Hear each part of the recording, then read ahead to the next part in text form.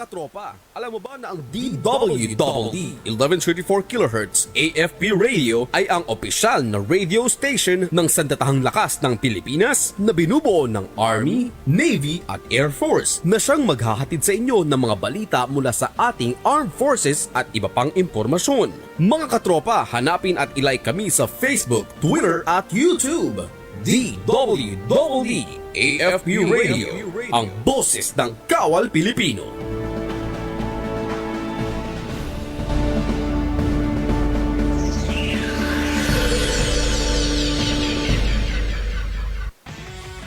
Mga katropa, para lagi kang updated sa inyong sandatahang lakas ng Pilipinas, siguraduhin naka-like at follow ka sa AFP Radio DWDD Facebook page at nakatune in sa 1134 kHz AFP DWDD. Panoorin ang weekly documentary program ng AFP Radio na Ang Inyong Kawal, Sabado alas 8 ng gabi. Simulcast po ito sa Inyong Kawal Facebook at YouTube channel. And keep up the good work sa team. Ay ang Media and Civil Affairs Group, CRS-AFP, maraming salamat po sa inyo.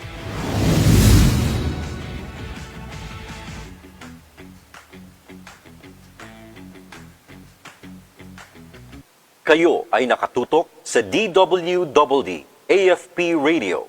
Kami po ay kasapi ng KBP, kapisanan ng mga broadcaster ng Pilipinas.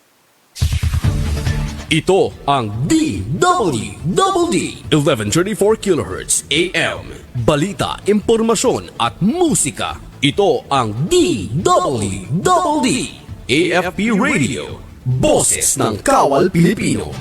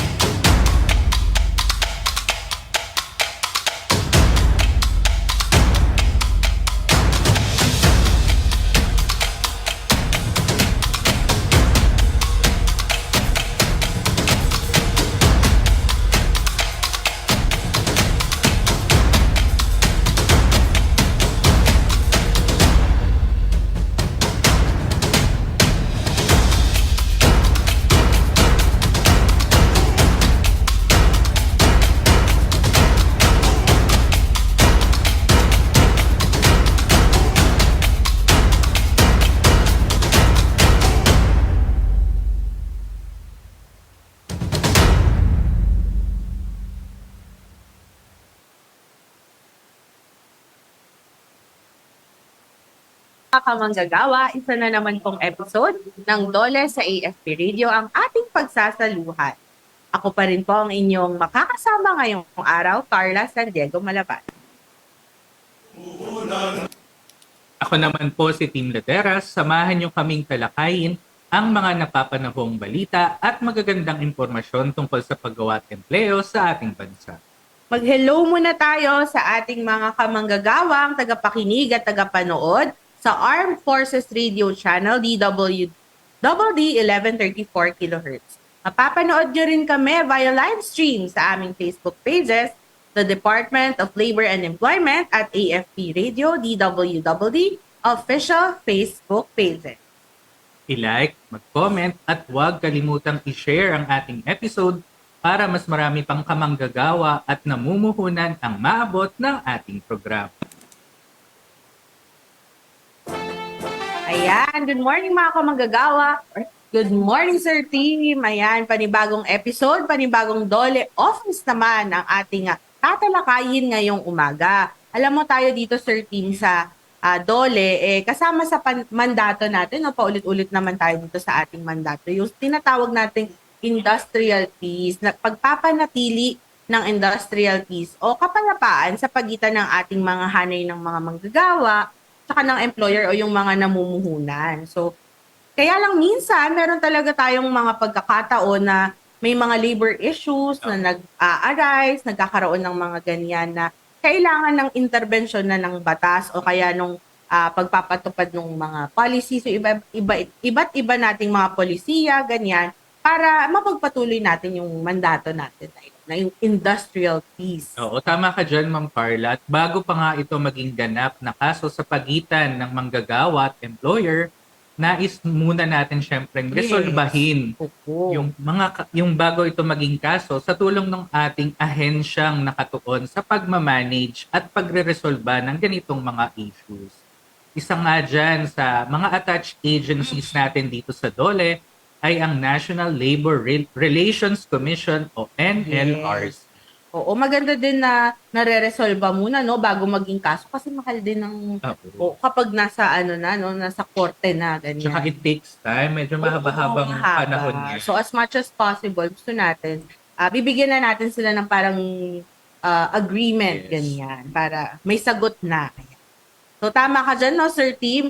Kung ano yung mandato nitong at saka pati na rin yung mga programa nitong NLRC na nakatuon sa mga pagresolba ng ating ng iba't ibang labor issues at cases ng ating mga kamanggagawa. Yan ang pag-uusapan natin maya-maya lamang kasama si NLRC Presiding Commissioner and Chairperson Victor Avesilia. Bago yan, good news muna tayo. Unahin natin ang good news sa rehiyon ng Cagayan. Basic training course para sa mga magiging labor inspector isinagawa ng DOLE Region 2. Nagkagawa ng basic training course ang DOLE Regional Office 2 para sa mga nais maging labor inspector na ang antas ay mula 1A hanggang 10 sa mga piling rank and file ng mga empleyado ng DOLE Regional Office 2.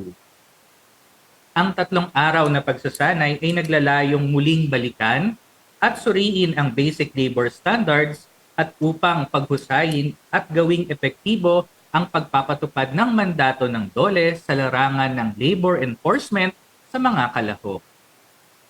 Pinagkalooban din sila ng mga praktikal ng pagsasanay sa pagko-compute o pagbibilang ng mga benepisyo at iba pang mga karapatan ng mga manggagawa.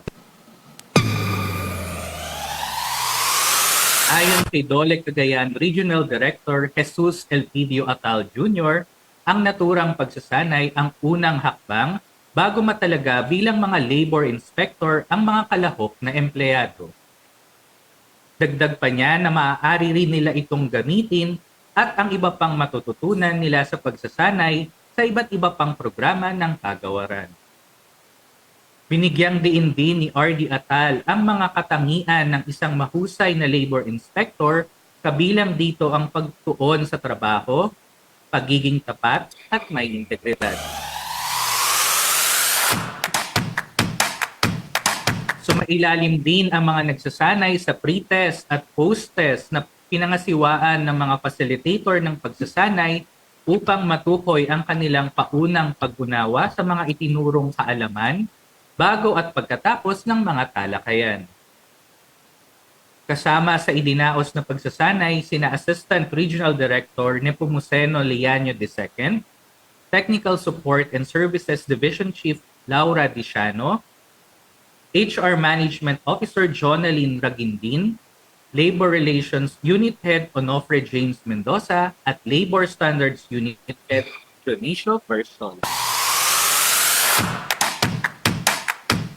Good news naman tayo mula sa Mindanao. Ipinagmamalaking kultura at produkto ng Tribong Sama sa Davao City muling nabuhay sa tulong ng DOLE. Ang Tribong Sama ay isa sa 11 tribong ethno-linguistic sa lungsod ng Davao. Mula sa katimugang bahagi ng Sulu Archipelago, ang tribo ay nakahanap ng paraan sa mga pamayanang baybayin, partikular na sa Timog Mindanao dahil sa kanilang iba't ibang gawaing pangkabuhayan. Habang ang karamihan sa kanilang kabuhayan ay may kinalaman sa pangingisda, ang Tribong Sama ay nahilig din sa produksyon ng mga artisanal crafts tulad ng paghahabi at mga bagay na gawa sa metal. Ang bawat grupong sama ay nakilala sa pamamagitan ng natatanging angkan, kasaysayan at mga hangaring pang-ekonomiya. Sa loob ng coastal region ng lungsod ng Davao, naninirahan ang Kabingaan Magkumbuok Settlement, isang subgroup ng Tribong Sama. Ang mga lalaki ay karaniwang mga mangingisda, habang ang mga babae naman ay nagtitinda sa kalye. Sa kinakaharap ng mga hamon sa ekonomiya, lalo't higit ang suporta sa edukasyon, ang mga kababaihan ng nasabing settlement ay naghahangad na maglunsad ng isang maliit na negosyo na magpapakita ng kanilang mayamang kultura tulad ng paghahapi at pagbibota. Ang Kabingaan Maghambuok Association na binubuo ng 30 miyembro, 13 kalalakihan at 17 mga kababaihan ay tumanggap ng suporta mula sa Department of Labor and Employment, Davao. Sa ilalim ng DOLE Integrated Livelihood Program o DILIP, ang asosasyon ay pinagkalooban ng 5 mga heavy-duty na makinang panghabi at isang pangburda. Kasama ang 3 double-wheeled na panggiling na may kabuuang halaga na 500,000 pesos. Ang nasabing negosyo ay itatayo sa Isla Verde, Barangay 23C, Lungsod ng Davao. Ang inisyatibong ito ay naglalayong mapalakas ang mga pagkakataon sa pagnenegosyo at pagandahin ang pangkalahatang kagalingan ng komunidad. Dahil sa natanggap na tulong, ang asosasyon ay gumagawa ng iba't ibang mga produkto, kabilang na dyan ang mga punda ng unan, hinabi ng mga placemat, poster, pitaka at tsinel. Pinaghahandaan din ng Kabingan Maghambuok Association ang paglago ng kanilang sinimulang proyekto dahil tinatayang kikita sila dito ng mahigit na 400,000 pesos taon-taon. Ginanap ang turnover ng naturang tulong pangkabuhayan sa ilalim ng DOLE Integrated Livelihood Program na inasikaso ng DOLE Davao City Field Office at tinanggap ng Pangulo ng Asosasyon na si Ginoong Sabdatol Samlani. Sa kanyang mensahe, binigyang diin ni Samlani ang pangako na papanatilihin ang maayos at maingat na pagtatala sa pananalapi at tinitiyak din ang transparent na pagsusubaybay sa pag-unlad ng proyekto.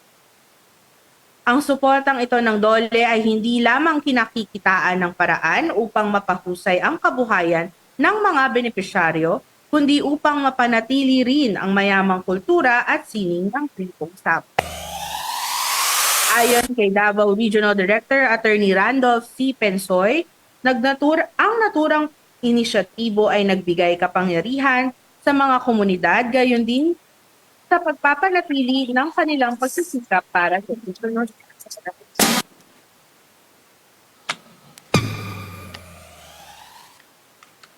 Mula Davao, tumungo naman tayo sa probinsya ng South Cotabato. Mga magsasaka at nagpapatubig sa mga lupain ng South Cotabato na pabuti ang serbisyo sa patubig dahil sa tupad. Nasa 246 na mga miyembrong magsasaka ng Irrigators Association sa mga bayan ng Surala, Polomolok, Tantangan, Lake Cebu, Tupi, Banga, Norala at Coronadal City sa South Cotabato ang tumanggap ng kanilang sahod sa ilalim ng programa ng Department of Labor and Employment sa pamamagitan ng tulong panghanap buhay sa ating Disadvantaged o Displaced Workers o TUPAD program noong nakaraang linggo sa Barangay Santo Niño Gymnasium, lungsod ng Coronadal.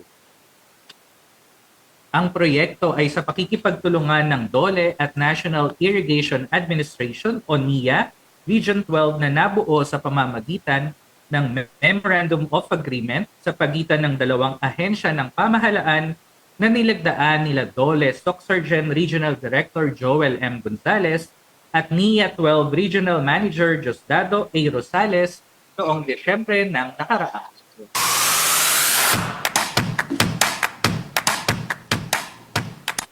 Ang kasunduan ay nakatuon tungo sa mabisa at mahusay na serbisyo sa patubig sa lalawigan at sa buong rehiyon. Pangunahing isinagawa ng mga benepisyaryo ang maintenance ng mga pasilidad, pang-irigasyon tulad ng paglilinis at pag-aalis ng bara sa mga kanal at daan ng tubig sa kanilang lugar. Sa ilalim ng programang TUPAD, tumanggap ang mga miyembro ng Irrigators Associations ng tig 3,900 pesos para sa 10 araw na trabaho na umabot sa 959,400 pesos ang kabuuang sahod ng 246 na magsasaka. Nagpasalamat si Ginoong Reynaldo Tabligan, isa sa mga benepisyaryo ng TUPAD at Pangulo ng Puti Irrigators Association Incorporated. Anya, bilang Pangulo ng asosasyon, taos-puso ang kanilang salamat sa naitulong ng DOLE sa kanilang samahan. Dahil umano sa programa nitong TUPAD, hindi na nila kailangang kumuha pa sa pondo ng kanilang asosasyon para magamit sa pagpapalinis at pag-aalis ng bara sa mga daanang tubig.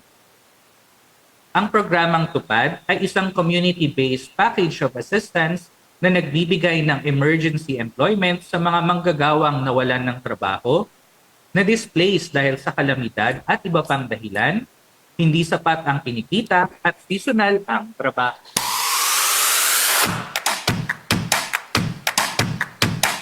At yan po ang mga good news na tampok natin ngayong umaga. Susunod na po ang ating panayam kay NLRC Chairperson and Presiding Commissioner Victor C. Avesilia tungkol sa mga programa at serbisyo ng National Labor Relations Commission.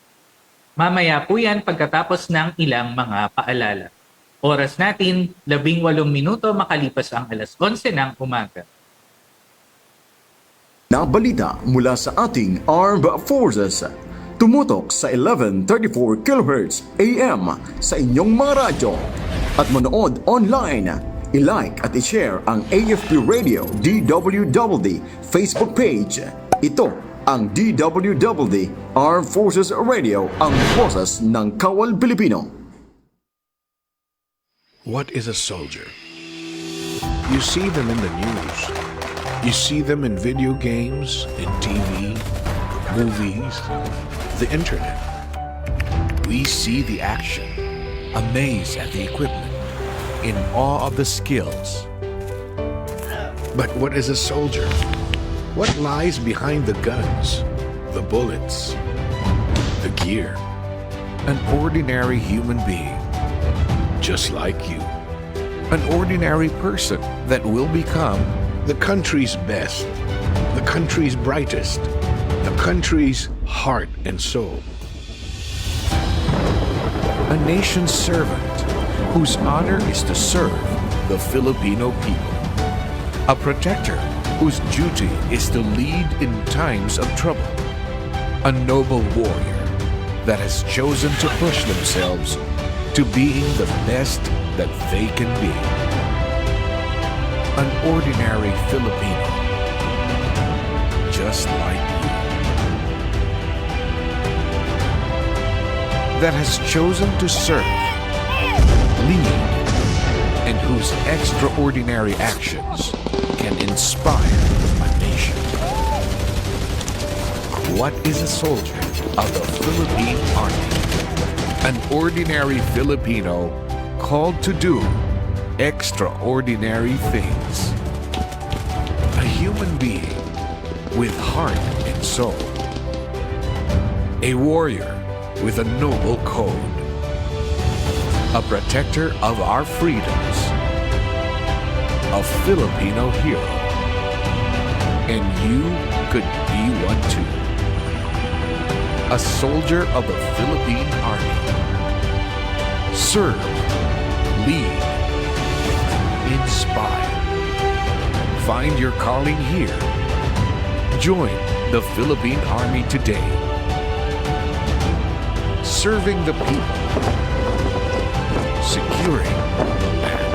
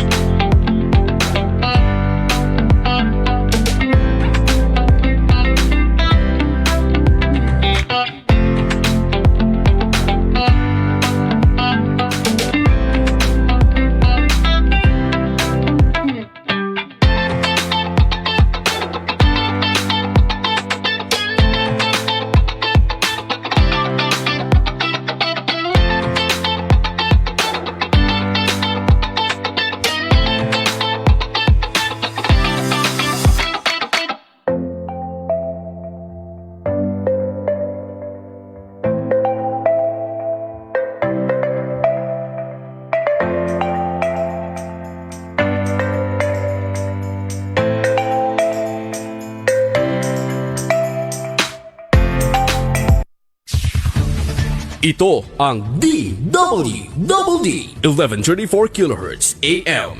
Balita, impormasyon at musika. Ito ang DWDD AFP Radio. Boses ng Kawal Pilipino.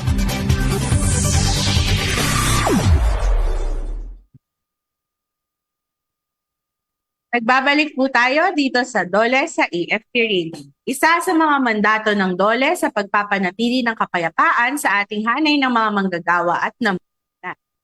Pangunguna ng National Labor Relations Commission, tinutulungang maresolba ng DOLE ang iba't ibang labor and management concerns sa pamamagitan ng iba't ibang alternatibong mekanismo o sistema sa pagsasaayos ng mga di pinagkakasunduan.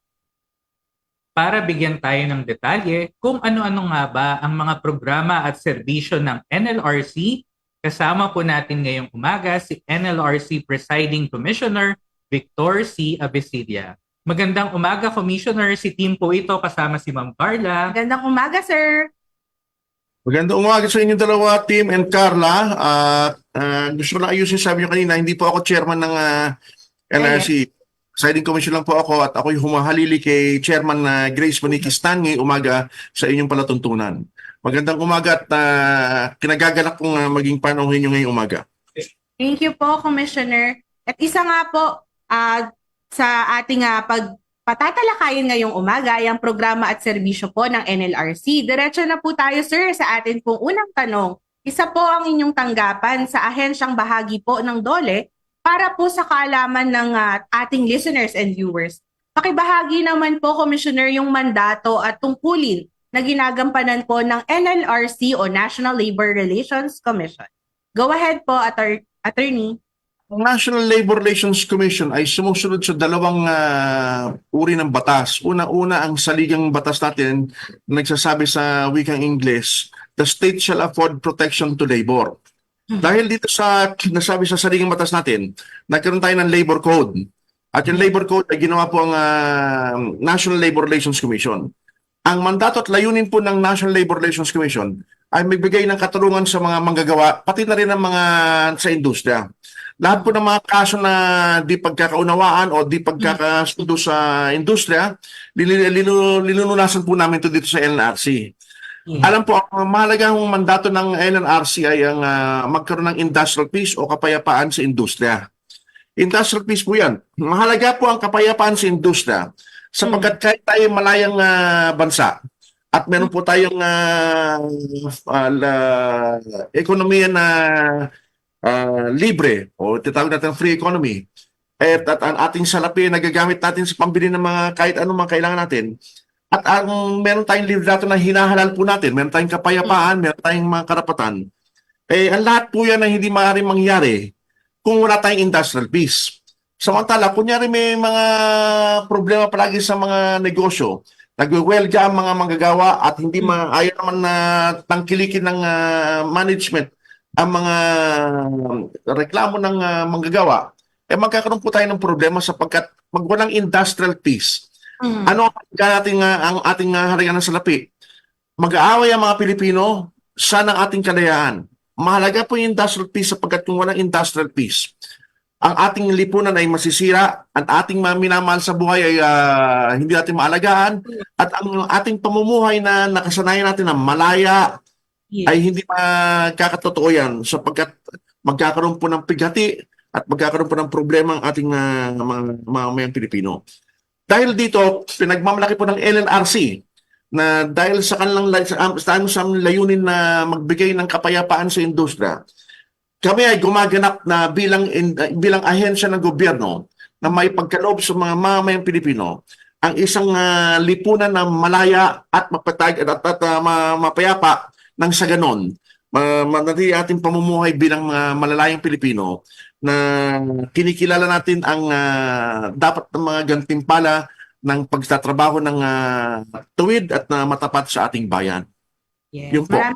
Maraming salamat po sa inyong sagot na yan. No? Napakaganda nung sinabi ni Commissioner na very important na meron tayong kapayapaan pagdating po sa ating namumuhunan at mga manggagawa para patuloy yung ating kalayaan, yung demokrasya na tinatawag natin dito sa ating bansa. Oo, tama ka dyan, Ma'am Carla. At yung susunod na aming katanungan naman, Commissioner, is para mas mapalawig pa yung diskusyon natin regarding sa mga programa at serbisyo po ninyo. Commissioner, kailan po ba maaaring magsampa ng kaso ang ating kamanggagawa at o employer sa NLRC? At ano din po ba yung proseso sa pagsasampa ng kaso sa inyong tanggapan? Alam po ninyo, yung pagsasampa ng kaso o reklamo dito sa NLRC, karapatan po ng manggagawa. Ngunit dito, nakakalimutan rin po natin, may mga halimbawa rin po na ang mga manggagawa ay pwede naman pong magtiis ng konti, nagtitiis po yan. Pero minsan po, pag hindi nila kaya, nagre-reklamo na po sila. Ano po ang mga sistema natin dito? Unang-una yung may nais na ipahatid na reklamo, pupunta po sa NLRC ko, nasa NCR po sila, meron po tayong opisina sa NCR. Kung saan ang nakawigan o lungsod siya sa Pilipinas, meron po tayong mga regional arbitration branches.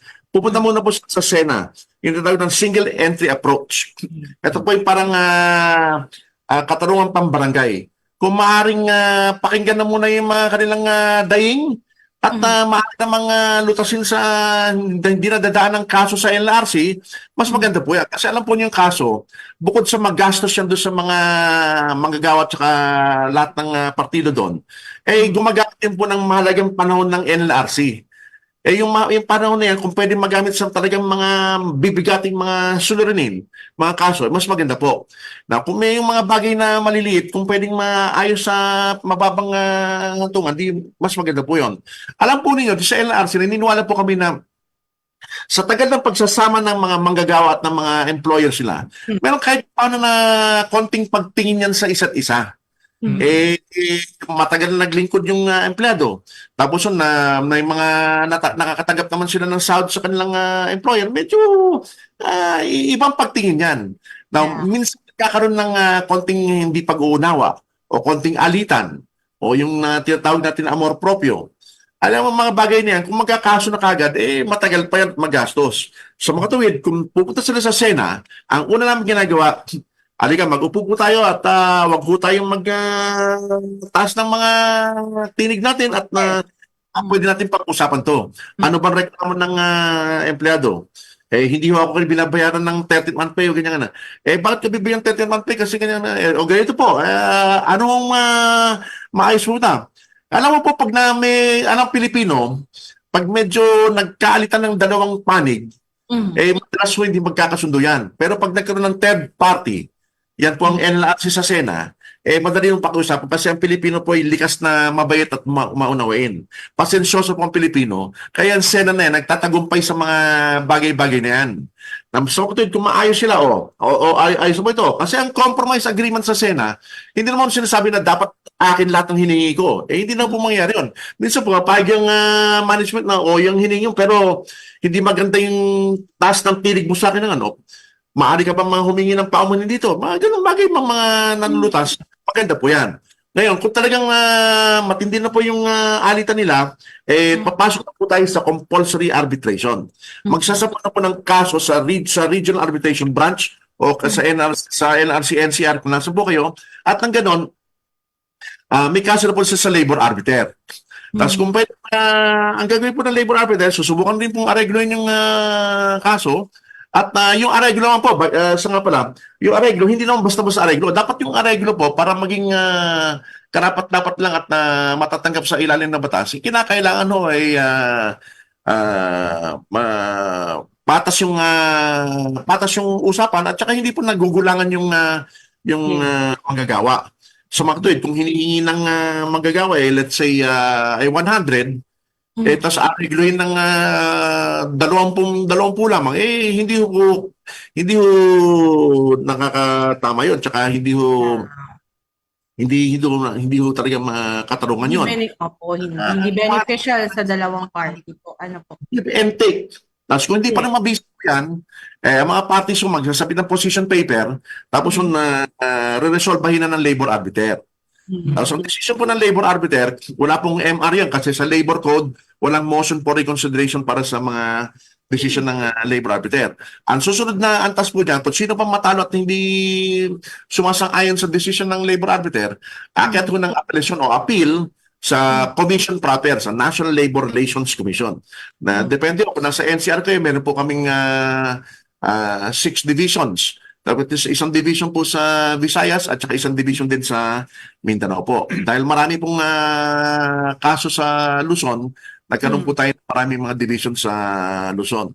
Tapos yun po, ginagawa rin po ng pag merong mga sinasabi dyan na maaari pa sigurong maareglo yan, tatawag ko kami ng hearing.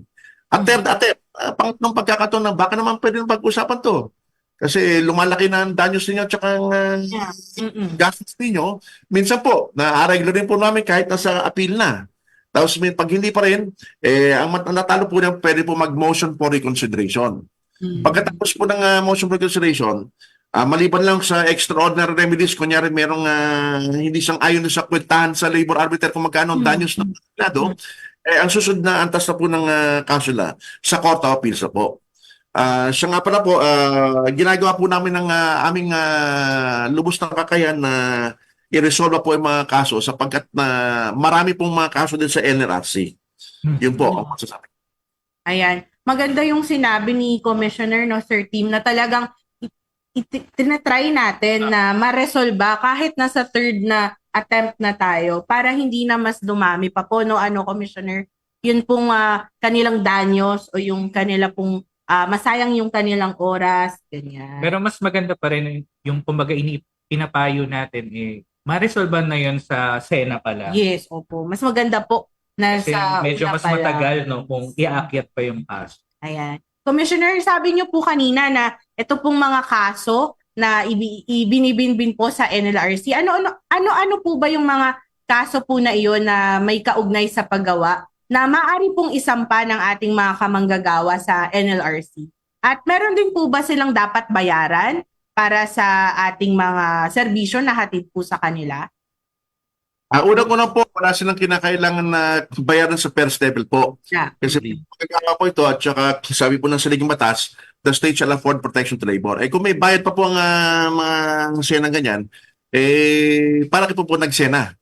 Yung sena po libre yan ng mga yan para may ganyo po sila na makipag-areglo. Yeah. Now, ang tawag ito, ang mga pwedeng isang pang mga kaso dito sa NLRC, una-una yung mga illegal dismissal cases. Yun na si Santos sa trabaho, nasa palagay nila walang pinagbabasyan. Yes. Alam ko rin pag ang hanap buhay po ng isang manggagawa, yung kanyang hanap buhay mahalaga sa kanya, yun po ang ikabubuhay niya. Kaya hindi po basta-basta na pabayaan ito. Ano ba naman, nasisante lang yun. Hindi po pwede yun. Ang kinabukasan ng manggagawa, pati rin ng mga pamilya niya, Kanyang pamilya. sa kanyang hanap buhay. Kaya po binibigyan natin ng kaukulang halaga na tulungan ang manggagawa kung sakaling illegal ang kanyang pagsisante sa kanyang trabaho. Kaya illegal dismissal cases na po yan at nagkakaroon po yan ng mga issues na tungkol sa back wages. Kunyari po napatunayan at na desisyonan na illegal ang pagsisante doon sa taong yan, may back wages po yan. Ito po yung mga sinasahod na dapat na natanggap kung hindi siya natanggal sa kanyang hanap buhay. Tapos meron pa mga separation pay. Kunyari, pinababalik po namin, madalas naman po sabi ko nga kanina, mga Pilipino, mababayot yan. Tapos patawar na, tapos balik na sila. Minsan ko talaga yung grabe ko yung naging away ng management. Kung pababalikin po natin ng back ng reinstatement yung empleyado, mag-aaway lang po yan. Sa regular na proseso, pagkatapos ng illegal dismissal, reinstatement yung empleyado. Babalik siya sa kanyang tungkulin. Kung talaga patindi na alitan nila, binibigyan po natin ng separation na pay yan. Yung separation pay na ayon po yun sa gano'ng katagal naglingkod yung empleyado yun sa tanggapan at binibigay po sa kanya yon. Tapos kunyari ang kanyang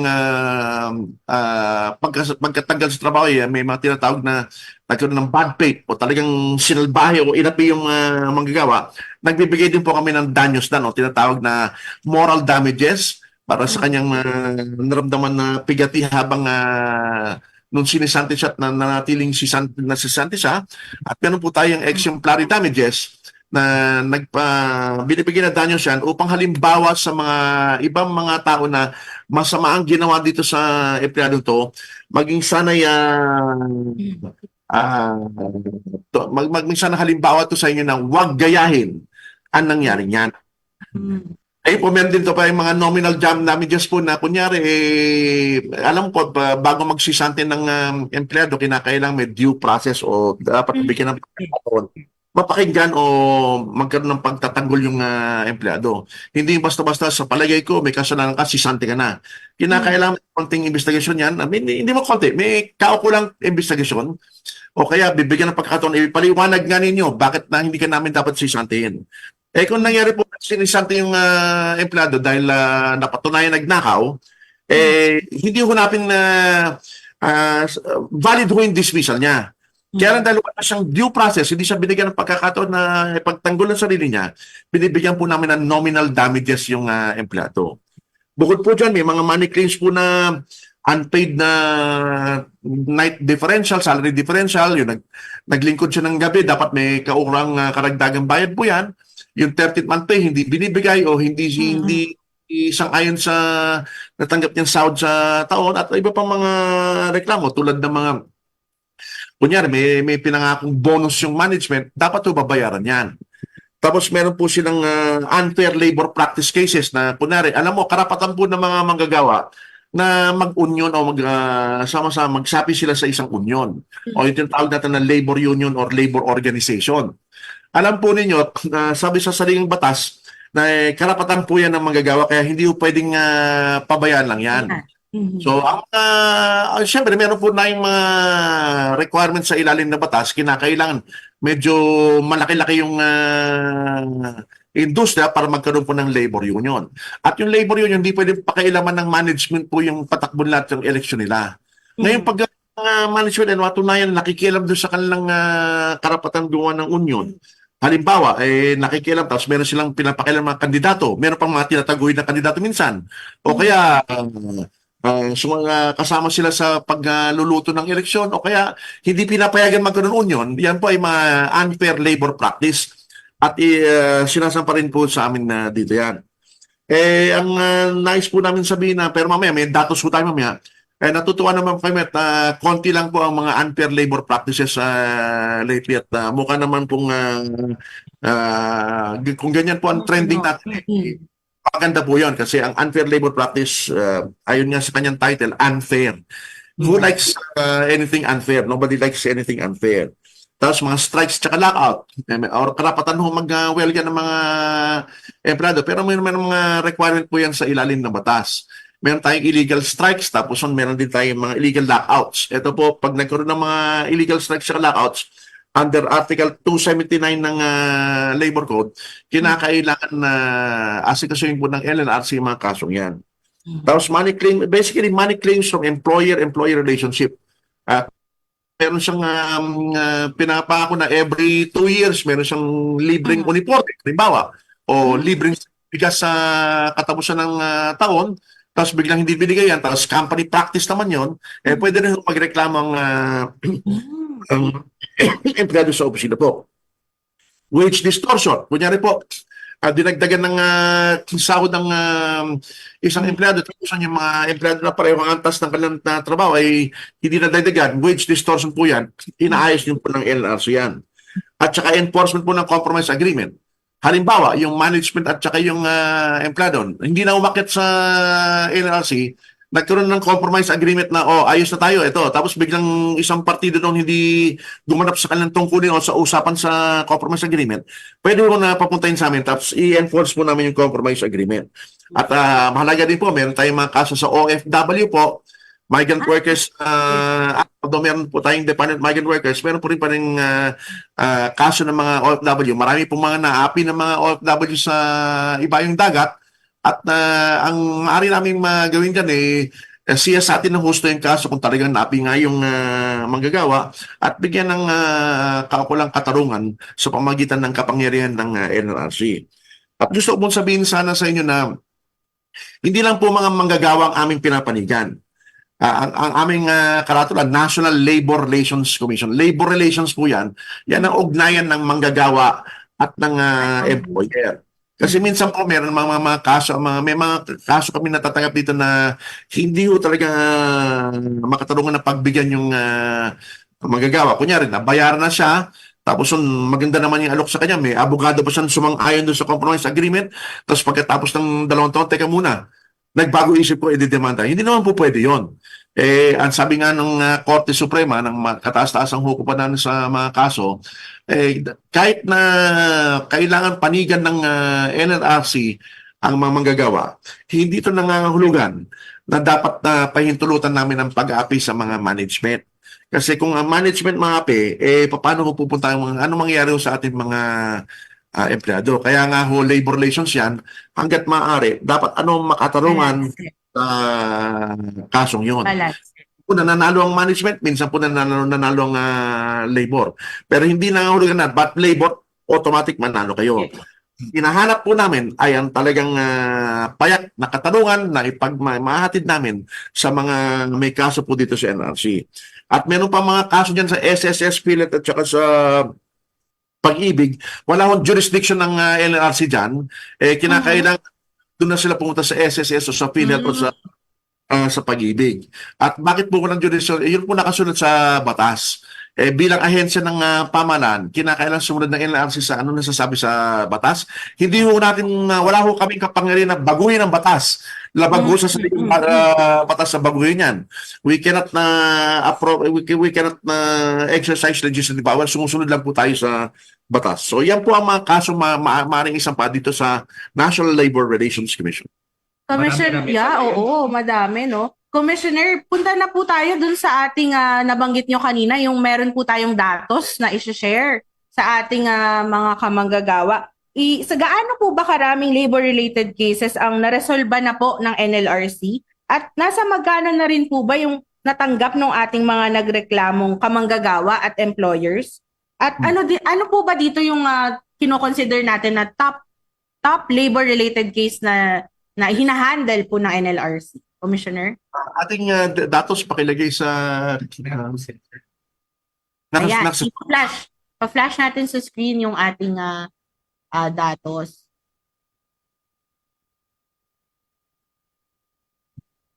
Habang hindi pa lumalabas yun sa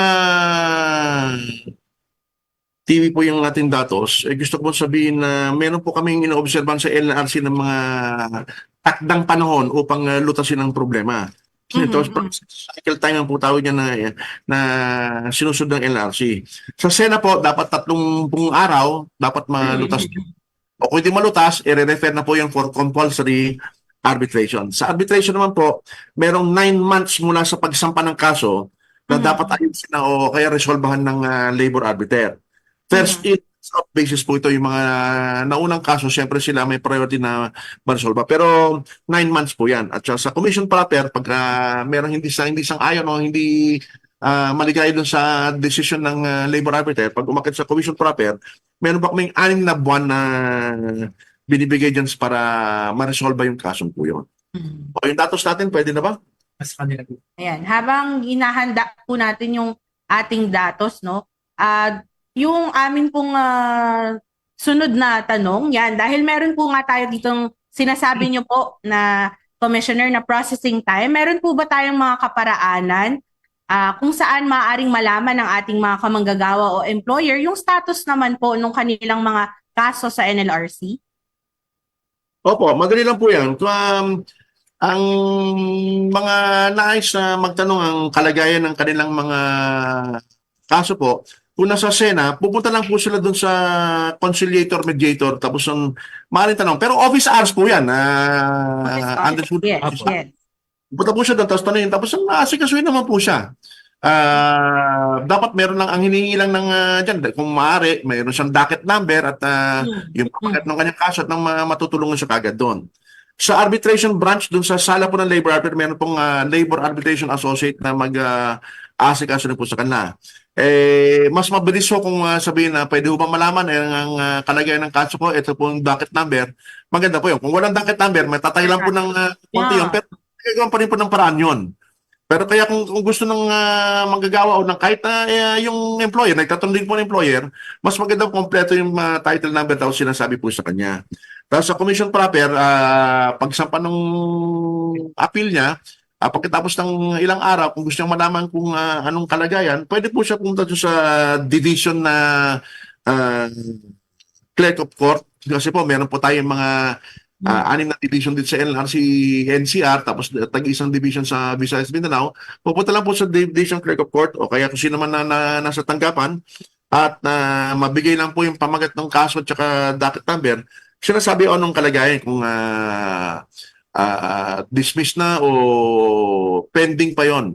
Hindi po natin binibigay ang pangalan ng commissioner kung kanina assign yung kaso para po walang mga follow-up dito sa NLRC at para wala pong masabi na pumapabor sa kung sino man ang may kakilala para patas po ang laban at wala nang sasabi pa yung mga tao. Hindi po namin binibigay ang pangalan ng tinatawag na ponente o kung sino naka-assign yung kaso. Maaari namin sabihin na meron ng submitted for decision pero hanggang doon lang po yung masasabi namin. Hindi po namin maaaring sabihin na mukhang mananalo dito yung management. No? Wala pong ganon. Status lang ng kaso, pinibigay po namin. At iba pang impormasyon na maaari namin maipagkaloob, kunyari po, nalaman niya na natalo siya sa labor arbitration, sabihin po, meron pa kayong pagkakataon na mag-appeal sa commission. Mga ganyang impormasyon, mahalaga ko yun sa kanila. O pagkatapos sa commission, pag nagtanong po, sinasabi po namin, ang susunod na remedyo po ninyo, MR, kung pagkatapos ng MR, pwede pa rin kayo pumunta sa Court of Appeals. Lahat ng maaari namin ipagkaloob sa kanila na Punta mahalaga lang po sa LRC.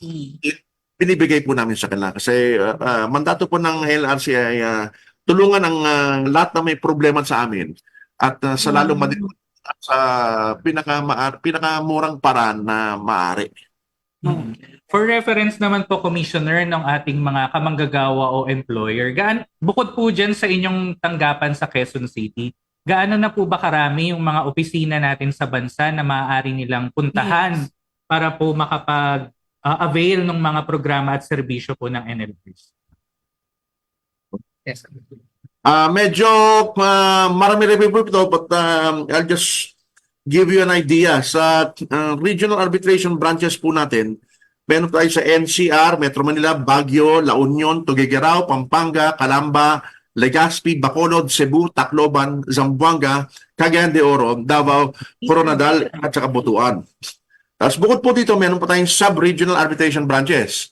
Kasi po, hindi kahit na meron tayong tanggapan sa Metro Manila, Baguio, hindi po, minsan po, talagang hindi accessible yan sa mga ibang tao. Kaya meron po sub-regional arbitration branches.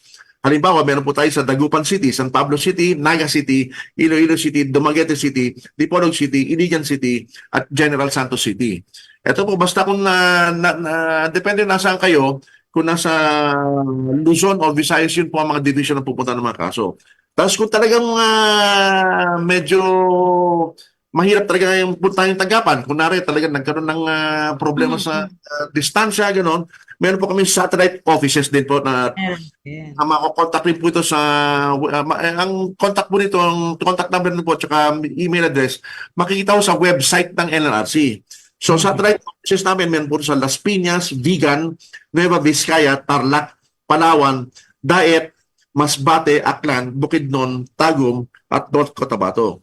Ngayon, sa aming palagay po, ito ay sapat na para sa mapuntahan po ng taong bayan na nangangailangan ng paglilingkod mula sa LRC sa lalong madaling panahon. At kung sakaling talagang meron kami may mga problema ating mga mamayan na hindi namin isip dito sa aming listahan, maaari po tumawag o sumunod sa LRC kung anong maaari namin magawa. At kung kailangan na gawa ng paraan nyo na special service o gagawin po namin yon. Ay alang-alang po sa paglilingkod sa taong bayan po. Ayan, Commissioner, narito na po sa ating screen yun data, yung datos po, no, kung ilan ang mga naresolba na kaso ng NLRC. Ayan, pinapakita lang po natin. Opo. Maaari ko pa maipaliwanag po ito ng mabilis sa panahon? Sige po, go ahead po. Yung sa unang linya, cases disposed. Meron po tayong mga taon na nakasulat yan, 2019, 2020, 2021, 2022, at saka 2023. Sa regional arbitration na branches, ito po yung mga labor arbiter. Mapapansin nyo na marami itong kaso na na-resolve ng LRC at pinagmamalaki po namin yan na, na masipag pong LRC sa paglilingkod po, 41,690. Ngayon mapapansin po nyo sa 2020, biglang bumagsak ng 21,181. Ito po pagpasok ng COVID-19 po. Alam po yung COVID-19 na kahit na mga Marso pa dumating yan, talagang bumaba yung mga kaso kasi talagang wala magawa. May nagsara po yung mga establishmento at may mga magawa rin na unawaan na wala tayong magagawa kasi yung management pa lang, sino ba gusto magsara ng negosyo? Okay. Kaya bumaba po yung mga kaso dyan. Kaya lang nung nagkakaroon na tayo ng konting liwanag sa dulo ng pupunta natin dahil sa COVID-19, nadagdagan ho ng cases disposed ng 24,262 2021 at nadagdagan ng 30,365 nung medyo maliwanag na at nagagamot na po yung COVID-19. At ito pong 2023, nabawasan po ito ng konti sapagkat meron po mga vacancies na marami pong labor arbiters na may vacancies po sa labor arbiter at magandang balita lang po, napuno na po yan nung nakaraang buwan at dahil wala na po mga bakante, mababalik po namin sa dating bilis ng pag-resolve ng sa NLRC po, napapansin po niyo 11,602 sa 2019. Bakit po mas mababa ang kaso sa Commission Parapet? Kasi po maraming mga parties dyan na naniniwala na tama naman desisyon ng labor arbiter para wala ng gastos, inaayos lang sumusunod lang sa decision ng labor arbiter, natatapos po yan. Yung mga nananatiling mga kaso talagang mainit yung laban kaya meron pa rin po. Dapat po nyo 2020 nabawasan dahil sa COVID-19 pero bumalik ko, tumataas uli sila ng 2022 tapos bumagsak ng konti na ilang daan.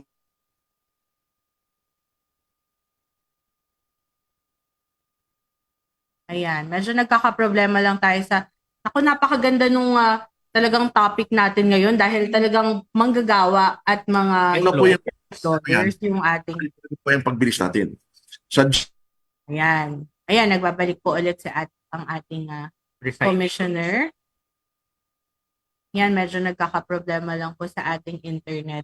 Pero ayun, napakarami pa sana nating tanong, no? Kay Commissioner, Presiding Commissioner Victor Avesilia.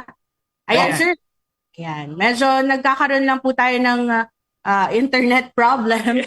Opo, ayan. Pero sir, ito po, napakarami pa po namin sana pong tanong sa inyo. Ngunit naubusan na po tayo ng oras. Sana po ay sa susunod po, no, may magkaroon pa ulit tayo ng episode para mas ma-discuss pa po natin kung ano-ano yung mga cases na napagsilbihan na natin yung ating mga kamanggagawa, pati na rin yung ating mga employer. Ayan.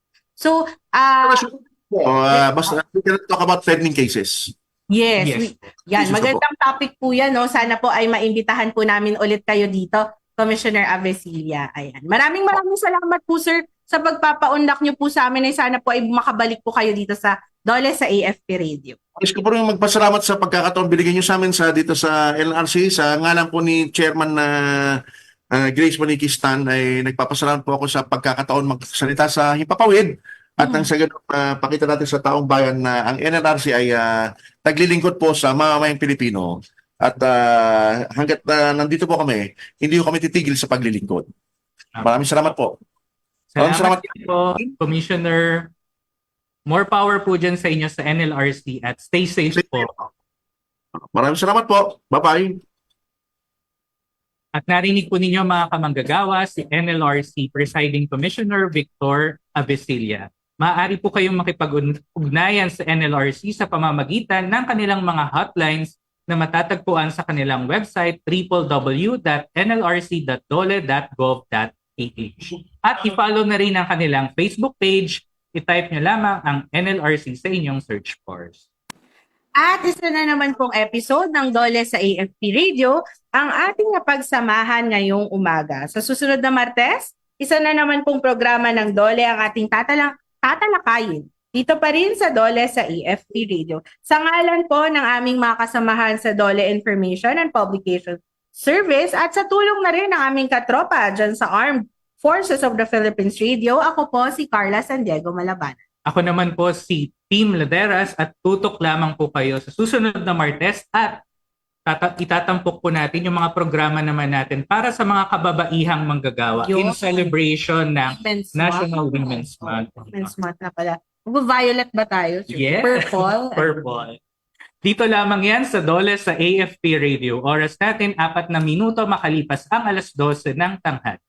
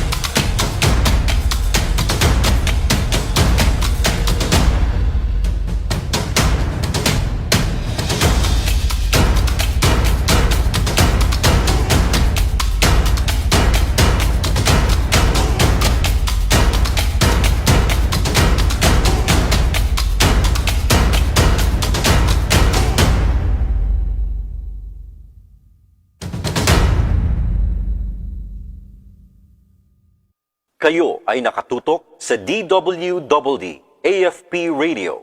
Kami po ay kasapi ng KBP, Kapisanan ng mga Broadcaster ng Pilipinas.